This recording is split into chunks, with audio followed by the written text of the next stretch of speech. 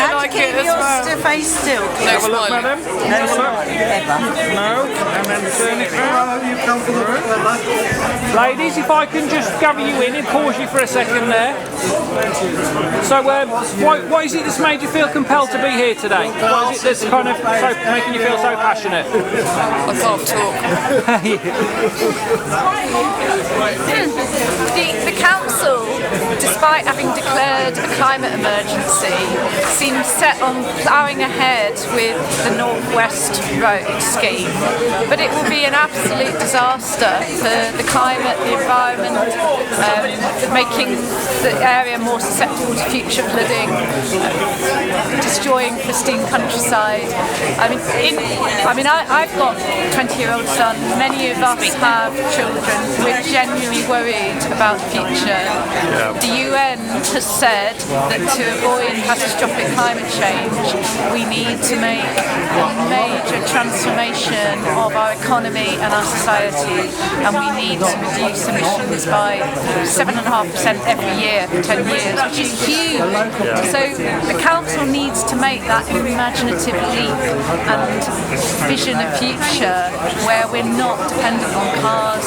We need to be moving towards sustainable, affordable public transport. So there's actually no place for big new roads. It's just going to end up unused in a decade's time. We shouldn't be having this number of cars on the road. Do you ladies have any faith that any government is going to do what's needed? Not this government, probably, but I mean, hopefully at some point we'll get a change of government, and as the young people come through who are caring about how we're living.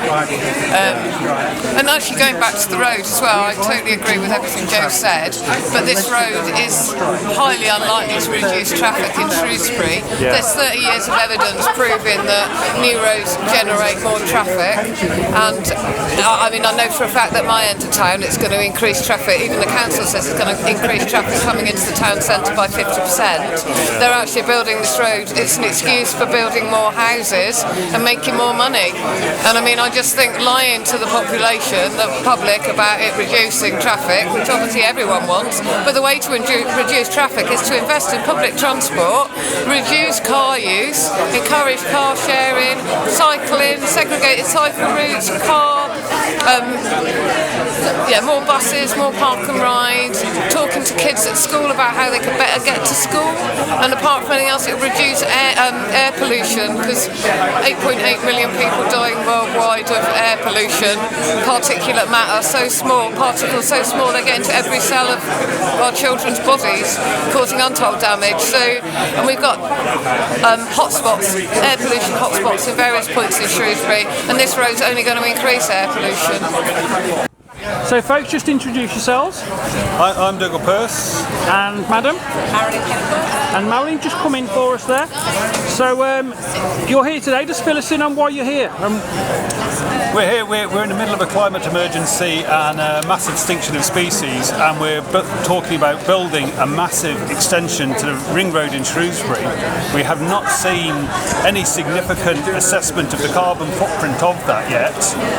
The costs are bound to escalate. Shropshire Council is likely to carry those costs because the government won't give us extra money. We can't manage the highways we've got at the moment, and we're talking about building more and encouraging more frivolous transport around the town when we should be looking at better public transport, better upstream flood defences. And Marilyn, you'd echo those sentiments? I would, yeah. There doesn't seem to be the right sort of research going on. There seems to be a lot of spin by the council and not the facts. It won't actually, in the long term, reduce the traffic in Shrewsbury, and therefore the air pollution which is there will continue. Well, that's it. When you say that it won't reduce traffic, this isn't just your personal thoughts. There's been a lot of statistics looked at, hasn't there, in previous projects. Yes, I think initially it might do, but as you get more roads, you get more cars, and certainly the university research has shown in other towns where they have gone this way, in the long term you just get more cars.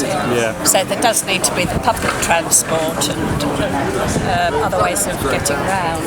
Yeah. And can we just bring you in, sir? You represent, you can see it on the top there, Shropshire Wildlife Trust. So your thoughts then on on what they're proposing? Well, we first looked at the scheme in for the wildlife impacts, and the more we look at it, the more marginal any gains seem to be. So, as Dougal was saying, it's not just a climate emergency, it's a biodiversity crisis.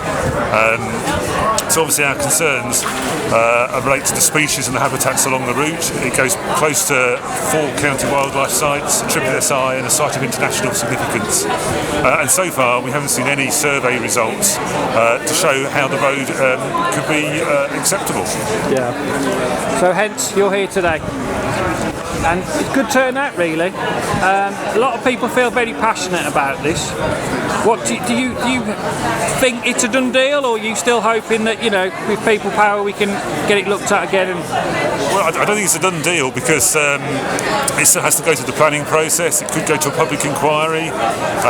The funding that's claimed for the road is not 100% guaranteed. It's an in principle kind of offer from central government, and the cost of the road already seem to be increasing. It seems to be past 84 million now, and that's a lot of money that could be spent on more sustainable options that would, you know, address transport and deliver a more sustainable solution.